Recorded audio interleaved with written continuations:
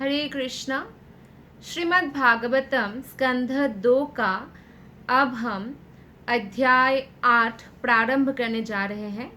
ये अध्याय 8 राजा परीक्षित के प्रश्न के बारे में है। तो श्लोक नंबर 1।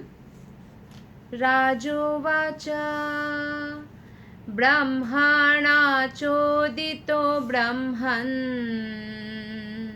गुणाख्याने गुणस्य च यस्मै यथा प्राह नारदो देवदर्शनः।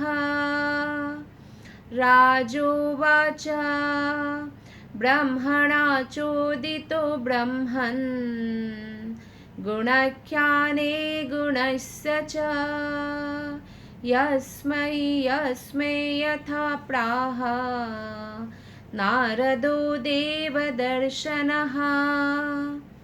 अनुवाद और तात्पर्य श्रील प्रभुपाद के द्वारा। श्रील प्रभुपाद की जय। अनुवाद। राजा परीक्षित ने सुखदेव गोस्वामी से पूछा कि नारद मुनि ने, जिनके श्रोता श्री ब्रह्मा द्वारा उपदिष्ट भाग्यशाली श्रोता है, किस प्रकार निर्गुण भगवान के दिव्य गुणों का वर्णन किया और वे किन किन के समक्ष बोले।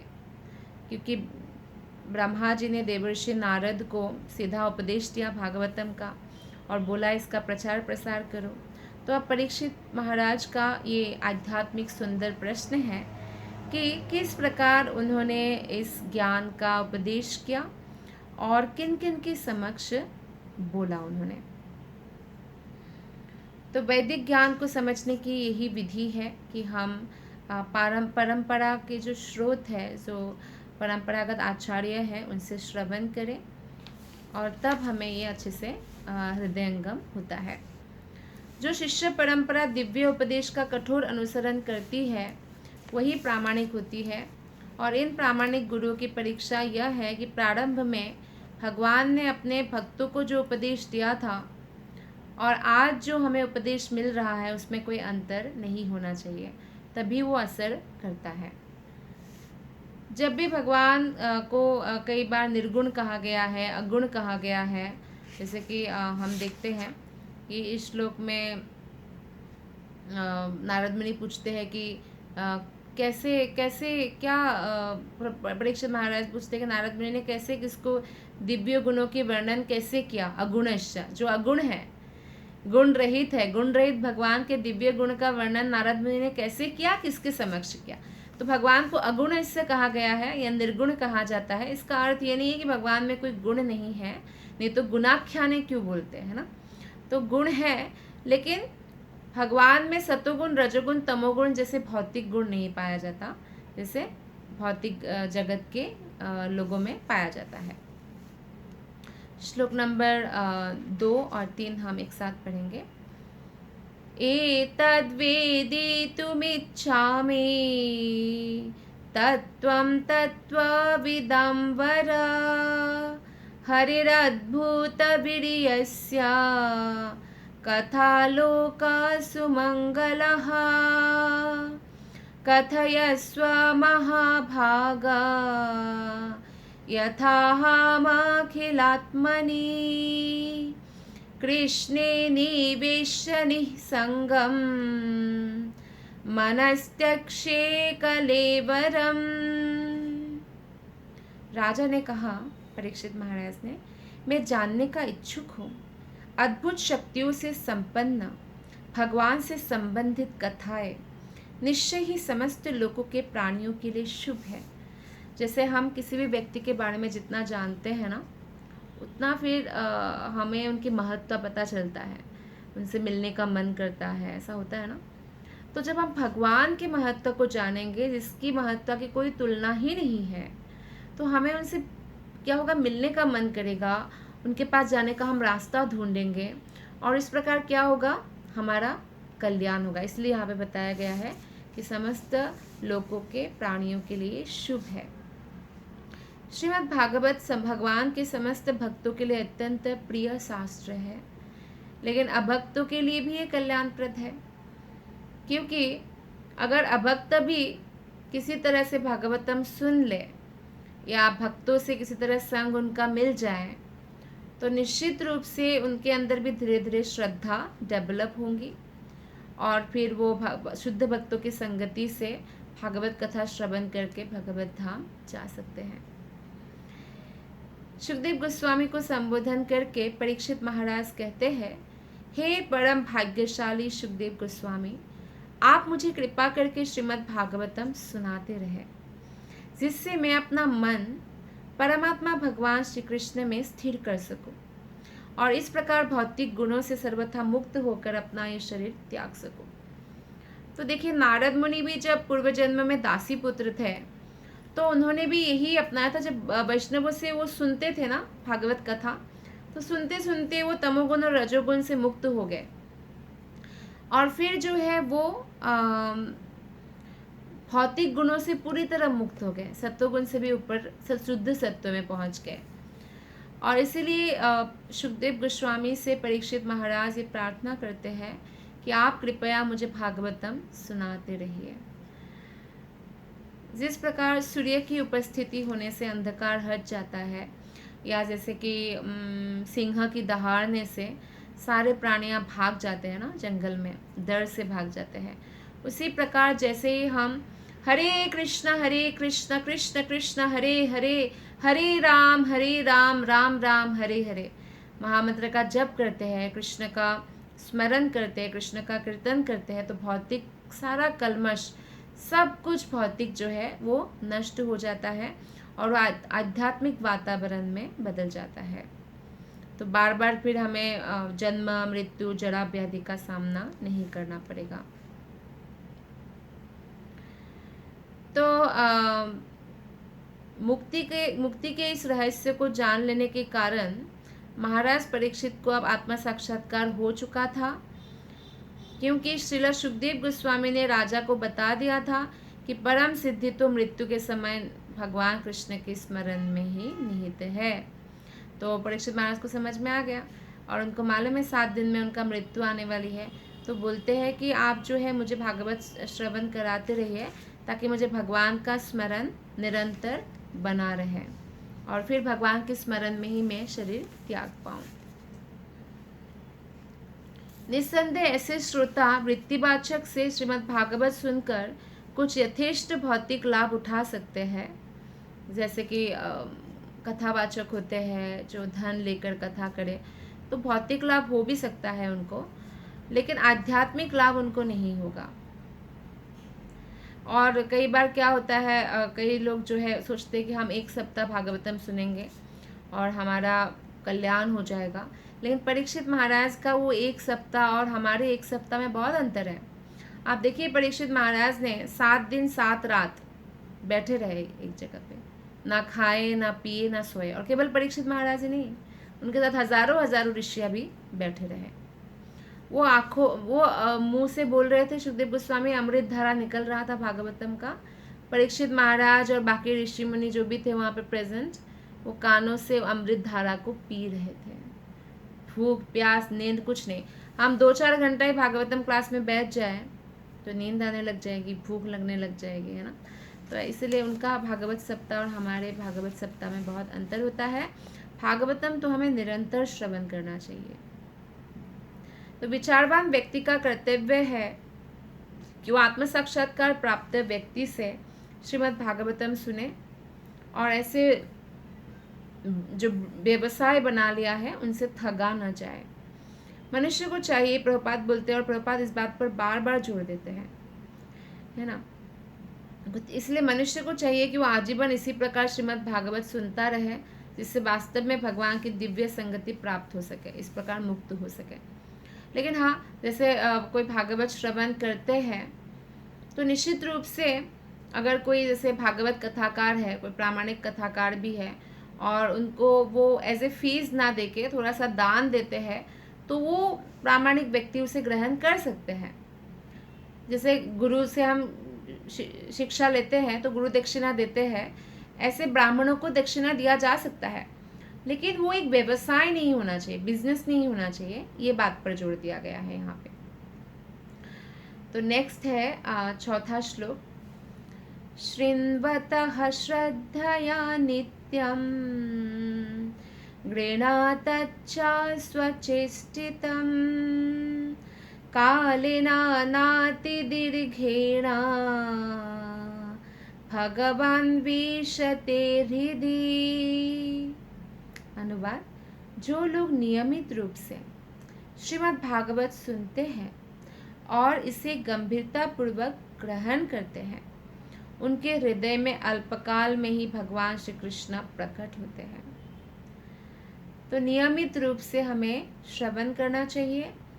और आजकल अगर आपका नियमित रूप से कई मंदिर जाके सुनना पॉसिबल नहीं भी हो, वैसे तो पूरे विश्व में हर एक इस्कॉन मंदिर में रोज भागवत कथा होती है, लेकिन हो सकता है क्योंकि आजकल का लाइफस्टाइल ऐसा है और सब लोग वर्किंग हैं, तो हम ऑनलाइन सुन सकते हैं, हम जो यूट्यूब है उसमें सुन सकते हैं, या जो भी वीडियोस आता है उसमें सुन सकते हैं, रिकॉर्डिंग सुन सकते हैं।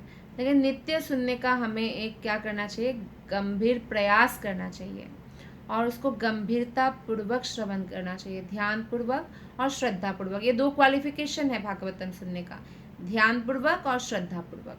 जो ऐसे सुनेंगे बहुत ही कम समय में हृदय में कृष्ण के प्रति जो है वो भाव उत्पन्न करेंगे, कृष्ण उनके हृदय में प्रकट हो जाएंगे और कृष्ण ही उनको रास्ता दिखाएंगे कि कैसे भक्ति में आगे बढ़ना है। महाराज परीक्षित को केवल अभी 7 दिन ही जीवित रहना था, लेकिन हमें तो पता नहीं ना हमारा कब तक है कब तक नहीं है, कोई अलार्म क्लॉक नहीं है। परीक्षित महाराज को तो फिर भी अलार्म क्लॉक था। तो इसलिए हमें नित्य अपने प्रयास करते रहना चाहिए, भक्तिपूर्वक श्रवण करते रहना चाहिए, और तब हमें हृदय के भीतर ही भगवान श्री कृष्ण की उपस्थिति का अनुभव होता है। लेकिन छद्म भक्त जो होते हैं, जो दिखावा करते हैं पर वो भक्त नहीं होते हैं, वो छद्म भक्त कहा जाता है। तो वो क्या करते हैं, वो भागवतम ना सुनते हैं, ना कोई नियम पालन करते हैं, ना हरिनाम का नित्य नियमित जप करते हैं, बस भगवान के दर्शन के इच्छुक रहते हैं। तो इस तरह से जो है वो कभी भी भौतिक इच्छा से विरक्त नहीं हो पाएंगे, ये बताया श्रील प्रभुपाद ने यहाँ पे। श्लोक नंबर 5 में बताया गया है, प्रविष्टः कर्णरन्ध्रेण स्वानां भावसरोरुहं धुनोति श्यामलं कृष्णः सलिलस्य यथा शरद।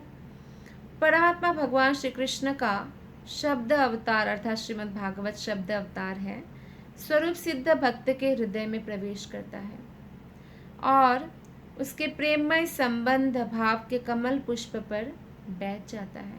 जो भावना एक भक्त डेवलप करता है ना हृदय में, उसमें भगवान बैठ जाते हैं उस कमल पुष्प में।